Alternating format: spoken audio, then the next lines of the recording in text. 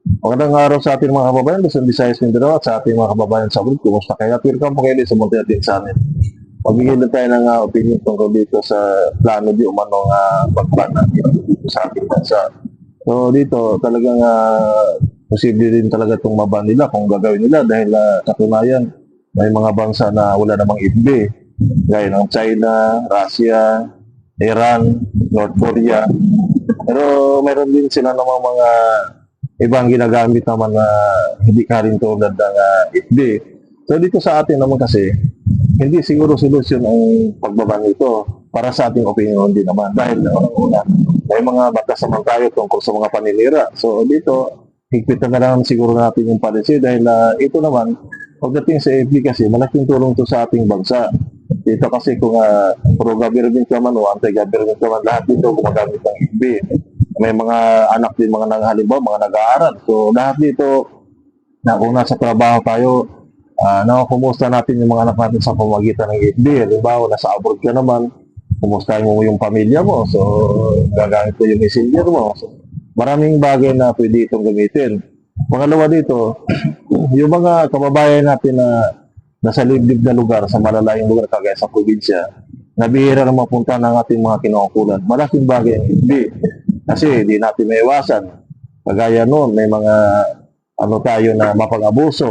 So, dito, kung may mga nag-abuso sa kapangyarihan, nai-report sa kinaukulan.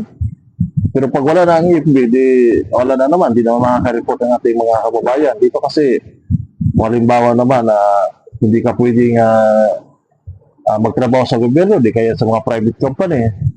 Pwede ka dito. Ang puhunan mo na dito, sika na ng cellphone, saka 100 pesos. Pwede ka na mag-live or mag-video-video ka kung anong talent mo, pwede mo lang gawin at kumita ka na. Pero dito, kung alisin natin ang turuyan ito, paano naman yung mga hanap buhay ng rakit mo? Paano? Dahil dito, hindi naman pwede ka basta-basta mag-apply sa private lang o sa gobyerno at sa katutak ng mga requirements. Tapos kailangan pa, may experience ka. Samantalang dito, kung may talent ka lang, wala nang requirements. So dito, napakalaking opportunity ito na nabigay sa FB sa atin. Yung lang, gamitin lang sana naman sa tama.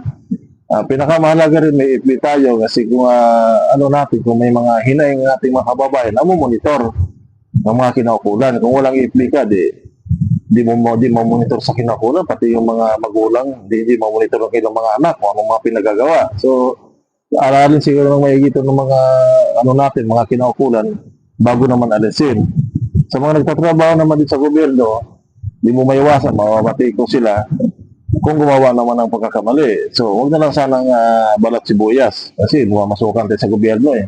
Hindi mo maiwasan talaga yan. Parang sa isang kumpanya ka lang, sa private company, pag nagkamali ka rin, di ba sisitahin ka ng mga nakakataas? So dito, namasukan kayo dahil pasahal kayo ng sambayan ng Pilipino. So, kung nagkamali naman ang isang empleyado ng gobyerno, pupunahin nito. Pero yung nga lang, yung iba sumubra rin kasi nagmumura na rin, mga ganung bagay. So may mga hihigpita rin siguro yung policy na rin. Para ganun para naman hindi apektado lahat. Kasi dito, napakalaking tulong to. Nagdadagdag ito ng trabaho.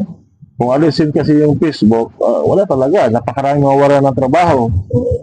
Una-una po yun, komunikasyon. Kasi nga, napakaraming gumagamit ng FB dito sa ating bansa, yung mga messenger na yan. So yung mga data platform, maalis lahat yan. Sana naman aralin ng ating mga mababatas bago muna ipatupad itong mga bagay na ito. Maraming salamat, mabuhay po tayong lahat. God bless.